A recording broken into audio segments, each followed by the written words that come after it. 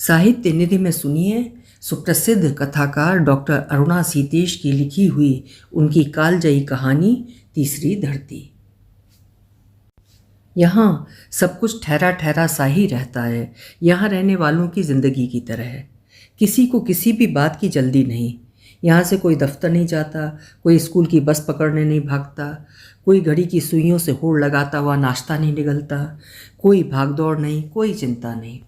चिंता जिंदगी की दौड़ में औरों से पीछे छूट जाने की चिंता, समय को मुट्ठी में बांधे रखने की चिंता, अपनों के रूठ जाने की चिंता, अपनों को मनाने की चिंता।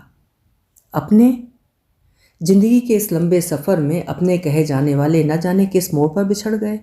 ऊबड़ खाबड़ रास्तों की लंबी यात्रा में धूल फांकने के बाद उम्र के आखिरी पड़ाव तक पहुंचने पर पीछे जो देखा तो दूर दूर तक कहीं कोई नहीं था। दोनों बेटे भी नहीं, उनके परिवार भी नहीं। बेटी तो बहुत पहले ही पति के पास विदेश में जा बसी थी। वहाँ दामाद जी का कोई अच्छा काम था। शिल्पा ने अपने घर की ढेरों फोटो भेजी थी। सब में बिल्कुल महल सा दिखता है। बेटों की अपनी जिंदगी थी, अपनी दुनिया, और उस दुनिया में बूढ़ी माँ के लिए कोई जगह नहीं थी। पहले पहल ये एहसास छोटे समीर को हुआ था। जिस कमरे में मैं वहाँ रहती थी वो गुड्डू को अपनी पढ़ाई करने के लिए चाहिए था। मैंने अपनी चारपाई एकदम कोने में खिसका कर उसकी कुर्सी मेज़ के लिए जगह बनाई, पर गुड्डू की पढ़ाई में मेरी उपस्थिति व्यवधान थी। उसके ट्रांजिस्टर की आवाज़ में मैंने तो जैसे तैसे सोने की आदत डाल ली, पर मेरे खर्राटों की आवाज़ उसे दिन ब दिन अखरती ही चली गई। नींद पर काबू पाकर मैं जागती भी रहती तो भी खांसी भला कैसे रुकती। गुड्डू डॉक्टर तो था नहीं, डॉक्टर बनने के लिए पढ़ रहा था। डॉक्टरी पास करने के बाद भले ही वो मेरी खांसी का इलाज करने की बात सोचता, पर तब तो मेरी खांसी उसे खिंचाती ही रहती, और मेडिकल के दाखिले की तैयारी में लगे गुड्डू का पूरे मनोयोग से पढ़ पाना उसके सुखमय भविष्य के सपने को पूरा करने के लिए नितांत आवश्यक था। विवश होकर उन्हें मेरी चारपाई बाहर बरामदे में लगानी पड़ी। मैंने कुछ नहीं कहा। आखिर मैं समीर की माँ थी, बेटे की परेशानी भला कैसे नहीं समझती। फिर कुछ एक महीनों की ही तो बात थी। गुड्डू के इम्तहान 2 महीने बाद ही तो थे। गर्मी बढ़ी तो समीर ने बांस खड़े करके उन पर तिरपाल भी तान दी धूप से बचाव के लिए। लेकिन पता नहीं रह रहकर मुझे क्यों लगता था कि जैसे मैं अचानक चौराहे पर आ पड़ी हूँ। गुड्डू के इम्तहान हुए, उसका मेडिकल में दाखिला हो गया तो लगा कि मेरा कमरे से बाहर जाना अकारथ नहीं गया। उसकी पढ़ाई भी शुरू हो गई, पर मैं जहाँ थी वहीं रही। आखिर मुझे एक दिन कहना ही पड़ा, बेटा अब मेरी चीज़ें वापस कमरे में ही रख दो, बारिश आ गई तो बड़ी मुश्किल होगी।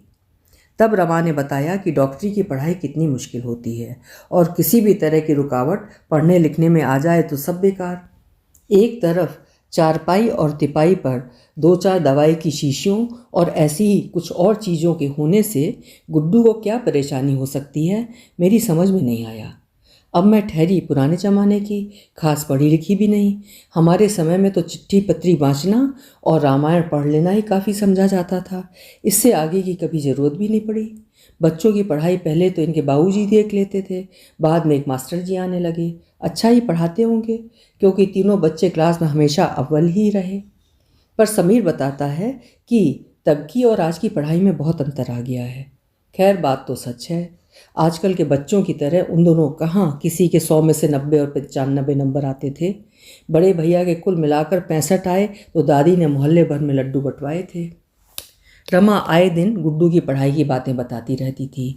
वे बड़ी बड़ी बातें तो मेरे पूरी तरह पल्ले नहीं पड़ी, पर यह जरूर समझ में आ गया था कि मेरे भाग में बरामदे का ये कोना ही लिख गया था। जाहि विधि राखे राम, भजन की पंक्ति मेरे कानों में गूंजने लगी। मैंने अपने आप को धीरज बंधाया। कोई बात नहीं, मुझे ज़्यादा जगह का करना भी क्या। सुबह शाम थोड़ा ध्यान जाप करना होता है, वो तो कहीं भी बैठ कर कर लो। पहले मैं बहुत भजन गाया करती थी, शुरू से ही जल्दी उठने की आदत रही है। बच्चे छोटे थे तब तो चाहे जितना भी जल्दी उठती काम पूरा ही नहीं हो पाता था। अब तो घर बहू संभालती है। वैसे फ़कीरा काफ़ी चुस्त है, होशियार भी, काम से जी नहीं चुराता, पर हरदम चौकसी ना रखो तो नौकरों के बिगड़ते क्या देर लगती है। नया नया आया था तो मुआ हर घंटे 2 घंटे पर मेरे पास दौड़ा आता। कभी उसे अपनी दादी याद आती थी तो कभी माँ। सुबकती बिलकती माँ की बातें बताने बैठता तो वक्त का ध्यान ही नहीं रहता। मुझे ही टोकना पड़ता कि बच्चा उठो और मुँह धो लो, गुड्डू भैया आते ही होंगे, बस स्टॉप देर से पहुँचोगे तो भैया हल्कान होंगे। आज भी गांव से चिट्ठी आती है तो पागल मुझे ज़रूर बताता है।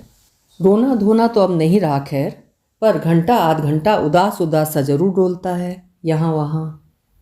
रमा का स्वभाव भी बुरा नहीं, मैं कोई भी काम उठाती तुरंत हाथ से ले लेती। लाइए माँ जी मैं करती हूँ, आपकी उम्र तो अब आराम करने की है। दिन भर खाली बैठे बैठे मैं ऊब जाती। आस पड़ोस में कोई अपने साथ का भी तो नहीं था जिससे 10-5 मिनट मन की बात कह सुन लेती। समीर के बाबूजी ने रिटायर होने के कुछ एक पहले ही तो ये घर खरीदा था, अपनी सारी जिम्मेदारियां पूरी करके। पीएफ का सारा पैसा इसी में लग गया। कहते थे बच्चों के साथ आराम से बुढ़ापा काटेंगे, पर एक दिन बुढ़ापा ही उन्हें जड़ से काट ले गया। मुश्किल से 4 महीने हुए होंगे यहाँ आए कि बस सोए के सोए रह गए। तब तक तो अड़ोस पड़ोस में अच्छी तरह जान पहचान भी नहीं हुई थी। नए घर के अपने ही सैकड़ों टंटे होते हैं। कितना कुछ बदल गया इन वर्षों में। सौरभ बम्बई चला गया। सौरभ यानी बड़ा बेटा, उसका वहाँ अपना कुछ बिजनेस है, पहले तो यहीं था। एक दिन दफ्तर में बॉस से कुछ झड़प हुई तो तैश में आकर लगी लगाई नौकरी छोड़ आया। पर खैर मेहनती लड़का है, रात दिन भाग दौड़ करके खुद अपना काम जमा ही लिया। काम तो खैर अच्छा है, अपने यहाँ का बासमती बाहर के देशों में भेजता है। कंपनी का नाम अपने बाबूजी के नाम पर रखा है, तारा फूड्स। फिर 1.5 साल पहले बम्बई चला गया। कहता था अपने साले को भी साथ लगा लेगा। शुरू शुरू में तो ससुराल में ही रहता था, बाद में अपना अलग मकान ले लिया। मैंने देखा तो नहीं, पर समीर बताता है कि है तो 2-3 ही कमरे का, पर अच्छा है। सोचा था मुन्नन की शादी में सब इकट्ठा होंगे, सबसे मिलना जुलना होगा, पर ये लड़की पढ़ाई करने अमेरिका क्या गई कि वहीं किसी से ब्याह रचाकर बैठ गई। सौरभ से ज़्यादा नाराज़ तो अनीता थी। कहती थी ज़रूर बुआ ने शह दी होगी। अब भला बताओ, 22 साल की तुम्हारी लड़की कोई बच्ची तो नहीं जो बुआ के कहने में आ जाएगी। और बुआ को क्या पड़ी है जो तुम्हारी लड़की को कुछ भी इधर उधर की कहेगी। गनीमत कहो कि दूर रहकर भी दोनों भाइयों का मेल पहला जैसा ही रहा। ज़्यादातर माल तो अभी भी दिल्ली से खरीदा जाता है। फसल कटते ही समीर सौदा तय करता है। भेजने का इंतज़ाम करने में देर हो गई तो कितनी बार दर्जनों पेटियां घर में रखवाई गईं, हफ्तों। सौरभ यहाँ था तब तो एक गोदाम किराए पर लिया हुआ था। घर में तो एक फालतू बोरी का भी सामना मुश्किल था। बम्बई जाने का पक्का हुआ तो समीर की सलाह पर ही गोदाम छोड़ा गया। 5,000 रुपये महीने की खर्चने का कोई तुक भी नहीं था। समीर शुरू से ही सयाना रहा है, पूरी तरह ठोक बजाकर ही सब काम करता है। सौरभ का कमरा आसानी से सामान रखने के काम आ सकता था। घर तो खैर अपना भी अच्छा ही है, 3 कमरे, सबके साथ बाथरूम, खाने की जगह और ड्राइंग रूम भी अच्छे पड़े। स्टोर अलग, पहली मंजिल। मुश्किल से 12-14 सीढ़ियाँ चढ़े कि अपना घर आ गया। एक एक कमरा लड़के बहुओं का, एक हमारा। बेटों के बच्चों के अपने कमरे की बात ये सोच ही नहीं पाए। पहले अलग कमरों का चलन ही कहाँ था। समीर सौरभ को ब्याह होने के बाद तो ज़रूर अलग अलग कमरा मिल गया था, पर उससे पहले तो एक ही में सबका सामान रखा जाता था। वहीं उठना बैठना था। आए गए के लिए बैठक थी जिसमें रात को दोनों लड़के और इनके बाबूजी का बिस्तर लग जाता। शिल्पा और रवि जी आएंगे तो अपन ड्राइंग रूम में सो रहेंगे, इन्होंने समझाया था, पर उसकी नौबत ही नहीं आई। शिल्पा के आने तक तो ये बहुत दूर जा चुके थे। रमा को जरूर ये लगता है कि एक कमरा और होता तो मेहमानों के आने पर सामान इधर उधर नहीं करना पड़ता, आने वालों को भी आराम रहता, हमें भी। सौरभ बम्बई गया तो फ़कीरा उसके कमरे में सोने लगा। पहले तो अच्छा भला स्टोर में सो जाता था, पर देखते ही देखते उस नालायक के भी पर निकल आए। स्टोर में मुँह का दम घुटने लगा। अब रमा भी क्या करती। सुबह शाम की महरियों के बूते तो घर चलने से रहा, आए गए का यहाँ कोई हिसाब भी तो नहीं। समीर के दफ्तर वाले, रमा की किटी पार्टी वाले, गुड्डू के यार दोस्त, अब घर में कोई आएगा तो उसे चाय पानी को भी तो पूछा जाएगा। फ़कीरा और चाहे जैसा हो, पर काम से जी नहीं चुराता। चाहे सुबह से रात तक काम करा लो, बस गानों का टेप बंद नहीं होना चाहिए। सो रमा ने उसके लिए एक अलग से टेप रिकॉर्डर खरीद दिया। वैसे भाई छत पर अंटी पड़ी पेटियों के बीच सोने के लिए जिगरा चाहिए, मुझ जैसों को तो सांस ही ना आए। गुड्डू तो शुरू से ही मेरे साथ सोता था, लेकिन मेरे अनजाने ही वो अचानक इतना बड़ा हो गया कि उसे अपने लिए अलग कमरे की ज़रूरत पड़ गई और मैं पहुंच गई बरामदे में। रमा ठीक कहती है, मेहमानों के लिए एक कमरा और होता तो ठीक ही था। मेहमान कौन रोज़ रोज़ आते हैं, उनकी अनुपस्थिति में तो कम से कम मैं वहाँ रह सकती, पर होता कैसे। इसी को लेने में सारी जमा पूंजी लग गई थी। उन दिनों पता नहीं कैसे समीर के बाबूजी को बड़े लोगों के साथ रहने का चाव हो आया। बहुत रह लिए दड़बों में, अब जरा खुली हवा में सांस लेंगे। खुली हवा तो यहाँ मिली, पर खुले मन नहीं, खुले दरवाजे भी नहीं। पुरानी कॉलोनी वाला हिसाब यहाँ नहीं चलता था कि अचानक कोई आ गया तो किसी से 2 टमाटर लिए, किसी से 2 आलू। आने वालों को कानों कान भी खबर नहीं और मिनटों में भरी थाली हाजिर। यहाँ तो बिन बुलाए किसी के यहाँ आने जाने का कोई चलन ही नहीं था। बीमारी हारी में ज़रूर साथ वाले कभी कभार झांक लेते थे कि कोई काम तो नहीं, किसी चीज़ की ज़रूरत तो नहीं। दोस्ती के लिए अपनी उम्र वाले भी तो चाहिए। रमा तो जल्दी ही सबसे हिल मिल गई, पर मुझसे कोई भला क्या बात करता। न मुझे कपड़ों का शौक़ रह गया था, न गहनों का। मेरी भजन चर्चा में उन्हें रुचि नहीं थी। कोने वाली चुन्नों की दादी से मेरी अच्छी पड़ती थी, पर उनसे ज़्यादा मेल जोल करना समीर को पसंद नहीं था। बराबरी वालों में ही उठना बैठना अच्छा लगता है। चौराहे पर उन लोगों की किराने की बहुत बड़ी दुकान है। सुबह हो या शाम भीड़ ही लगी रहती है। खुद हमारे घर का सामान वहीं से आता है। पता नहीं समीर को क्यों लगता है कि वह हमारे बराबर के नहीं, पर बच्चों को नाराज़ करके भी तो काम नहीं चलता। सो चुन्नों की दादी से जान पहचान मंदिर से आगे नहीं बढ़ पाई, और कौन जाने उनके बच्चों को हम अपनी बराबरी वाले ना लगते हों। फ़कीरा नित नियम सोने जाने से पहले मेरे पास आ बैठता। लाओ मांझी, पाव दबा दूँ। 10-5 मिनट लड़का मन की भी कह सुन लेता। मैं बस हाँ हूँ करती रहती, कहीं सौरभ को बुरा ना लगे। अब टीवी कोई कितना देखे, वही गाने, वही नाच, वही ढम ढम। 2-4 सीरियल्स मुझे अच्छे लगते थे, पर सीरियल के साथ मुसीबत ये है कि एक आध कड़ी भी छूट जाए तो समझने में मुश्किल होती है।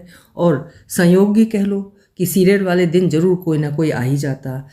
अब कोई आएगा तो टीवी बंद किया ही जाएगा, और घर में आखिर कितने टीवी रखे जाएंगे। एक रमा समीर के कमरे में, एक गुड्डू के कमरे में, एक ड्राइंग रूम में।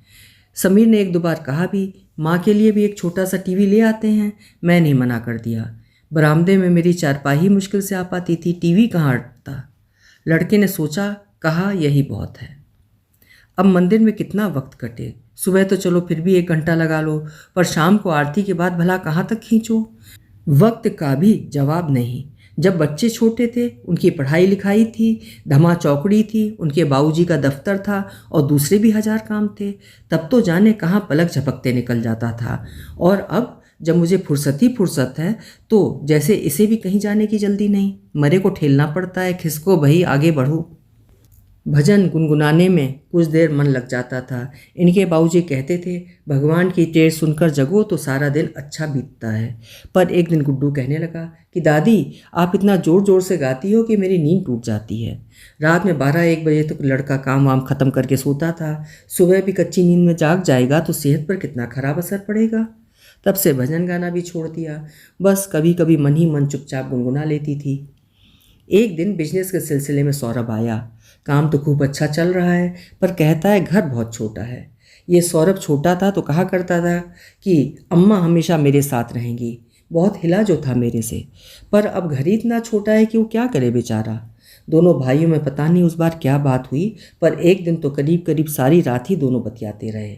और अगले दिन सौरभ तो वापस बम्बई चला गया और समीर मुझे यहाँ इस आश्रम में ले आया। कहने लगा, वहाँ तुम्हारे साथ के बहुत से लोग होंगे, तुम्हारा मन लगा रहेगा। जब घर की याद आए तो एक पोस्ट कार्ड डाल देना, मैं अगले ही दिन आकर ले जाऊँगा। मुझे लगा जैसे मेरे भाग्य में चौराहा भी नहीं है। चौराहे से भी बहुत दूर कोई सुनसान प्रदेश लिखा है। मुझको पहचानने के लिए समीर ने जब गाड़ी निकाली तो रमा नीचे तक पहुंचाने आई थी, लेकिन गुड्डू को मेरी निगाहें ढूंढती रह गईं। पूछने का साहस नहीं हुआ। उसकी पढ़ाई कितनी ज़रूरी है ये मैं आए दिन सुनकर जान चुकी थी।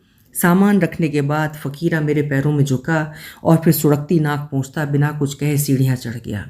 डिब्बा भर बेसन के लड्डू वो सुबह ही जिद करके मेरी डोलची में रख गया था। रमा ने कहा होगा, पहले मुझे बहुत शौक़ था बनाने का भी खाने का भी, अब तो सब शौक़ सपना हो गए। रास्ते भर चुपचाप आंखें मूंदे मैं मन ही मन अपने को समझाती रही, बार बार भजन की वही पंक्ति दोहराते हुए, जाहि विधि राखे राम। और फिर बात करती भी तो किससे। समीर भी तो अपने आप में खोया सा गुमसुम बैठा था, आंख बंद किए। कई बार मन में ये जानने का कौतूहल हुआ कि वो भला मन ही मन कौन सी पंक्ति दोहरा रहा है। बस तब से मैं यही हूँ। अब आ ही गई तो मन तो लगाना ही था जैसे भी हो। और ये बात तो अच्छी ही लगी कि संग साथ के सब लोग अपनी ही उम्र के हैं, अपने जैसे ही। इनमें से ज़्यादातर को उनके बेटे ही यहाँ छोड़ गए थे। सबको फुर्सत ही फुर्सत, कुछ एक अपने आप ही आ गए थे। जी भरकर एक दूसरे का दुख सुख सुनो और सुनाओ। फिर जब चाहो रेडियो सुनो, जी भर टेलीविज़न देखो, फिर जब चाहो गाओ, कुछ भी गाओ। मर्जी हो धीरे धीरे गाओ, मर्जी हो ज़ोर ज़ोर से गाओ, मर्जी ना हो तो ना गाओ।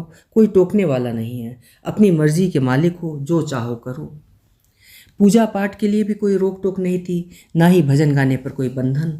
कभी कभी ये सोचकर अच्छा लगता कि मेरे भजन से किसी की नींद नहीं टूटती, लेकिन कुछ ही दिनों में मुझे लगने लगा कि मेरे सारे भजन पुराने हो चुके हैं। उन्हें बार बार सुनकर मैं स्वयं ही ऊब चुकी हूँ। मुझे कोई नया भजन चाहिए, या फिर कोई नया मंदिर, या मंदिर के भीतर कोई नया देवता। कुछ था जो मुझे दिन प्रतिदिन मथता जा रहा था। मैं गाती हूँ तो कोई सुनता क्यों नहीं? कोई सुनता होता तो कहता ना कि दादी धीरे गाओ, या इस समय गाओ, इस समय ना गाओ, या कोई दूसरा भजन गाओ। कोई है तो कुछ कहता क्यों नहीं? कोई है तो उसे मेरी खांसी क्यों नहीं सुनाई देती? कोई है तो उसे मेरे खर्राटे क्यों नहीं सुनाई देते? मेरी आंखें इस नई धरती पर हर चेहरे में समीर और सौरभ को ढूंढने लगती हैं। मन होता है कहीं अचानक गुड्डू दिखाई दे जाए, मुन्नन दिखाई दे जाए। और समीर, वो तो फिर आया ही नहीं। उसने तो कहा था कि कभी कभी आकर देख जाया करेगा, कौन जाने किस काम में उलझ गया हो। मैंने अपने आप को कोसा था। मैंने भी तो कोई चिट्ठी नहीं डाली। समीर ने कहा था जब मिलने का मन हो एक पोस्ट कार्ड डाल देना। फिर मैंने पोस्ट कार्ड डाला, कौन जाने न मिला हो। ये सोचकर लंबी प्रतीक्षा के बाद एक पोस्ट कार्ड और डाला था। कौन जाने के आगे मैंने अपने आप को कुछ भी सोचने से रोक दिया। जबरन जाहि विधि राखे राम। दोहराते हुए मन को धीरज देकर मैंने अपने आप को समझाया कि अब तो ये नया वातावरण ही मेरी नियति है। इस आश्रम के सदस्यों में ही मुझे अपने सगे संबंधियों को ढूंढना होगा। लेकिन उनकी ओर ध्यान से देखा तो लगा जैसे उनकी आंखें भी अपने अपने सौरभ और अपने अपने समीर को ढूंढ रही हैं। विवाह के समय माँ ने बताया था कि कन्या धान की तरह होती है, जिसे जब तक एक धरती से उठाकर दूसरी धरती में न रोपा जाए तब तक वो फूलती फलती नहीं। लेकिन ये तीसरी धरती, इसकी तो मैंने कभी कल्पना भी नहीं की थी, शायद किसी ने भी न की हो।